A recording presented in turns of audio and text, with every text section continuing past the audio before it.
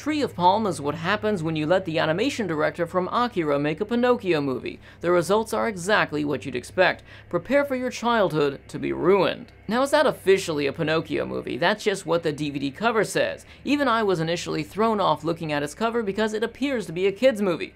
Can you imagine how many children were scarred for life because of this?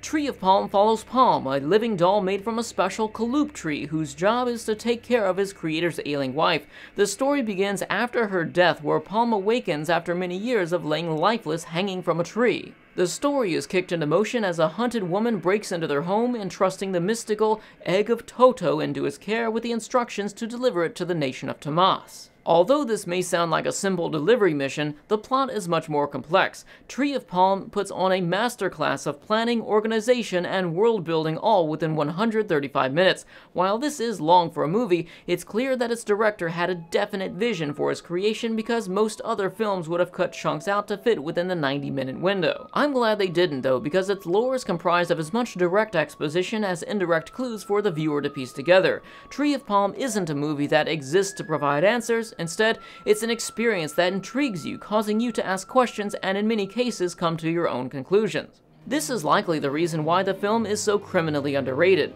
Too many simply looked at it instead of surrendering themselves to the experience it's providing. As a result, some will likely see it as a grouping of vapid jargon with no meaning or connection, while others will hang on every word and piece together the story in their head, coming away with different perspectives. It's similar to how some play Skyrim for the story and others just kill everyone from the start and say they didn't like the game. For some brief exposition, their world is expansive, containing numerous unique cities, races, and animal-plant hybrids. Much like in real life, their personalities and choices affect everything and everyone around them, creating a domino effect as one person impacts another, and so on. This notion expands to a more tangible degree, where it even affects plant life. The mysterious Kaloop tree is said to reach its roots down deep into the soil, absorbing water, as well as the memories and karma of those who died below it. This is where one of the film's major themes come into play as we observe Palm's journey to humanity.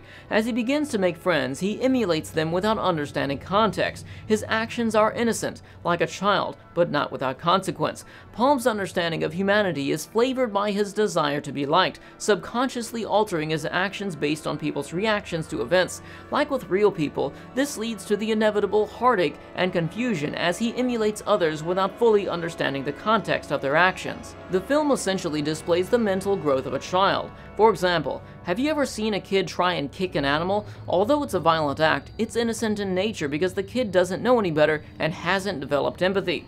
The world is one giant sandbox. All the child has to do is explore and do things that make people smile. This is shockingly displayed in several scenes throughout the movie, such as this gruesome scene where Shanta kills a floating life form to steal its flotation device and treat it like a big balloon. Palm, thinking violence and unusual things yield a positive response, presents these meat balloons to his love interest as its blood drips down over his deadpan face as she watches in horror. While Palm's journey is clearly the focal point, they also do a great job of developing a few of its other characters.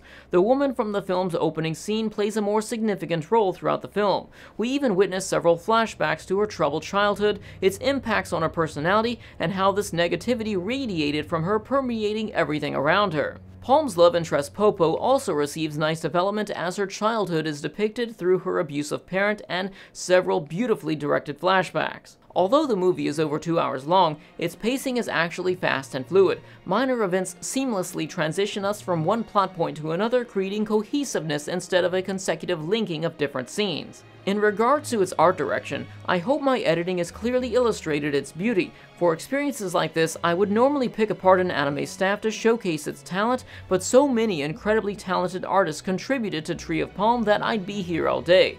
However, I will say that the movie piqued my interest in its director and original creator Takashi Nakamura, so I've decided to dedicate this week to him and review everything he's ever directed. Overall, Tree of Palm was an awe-inspiring film that stimulated my eyes as well as my mind, I give it a 9 out of 10.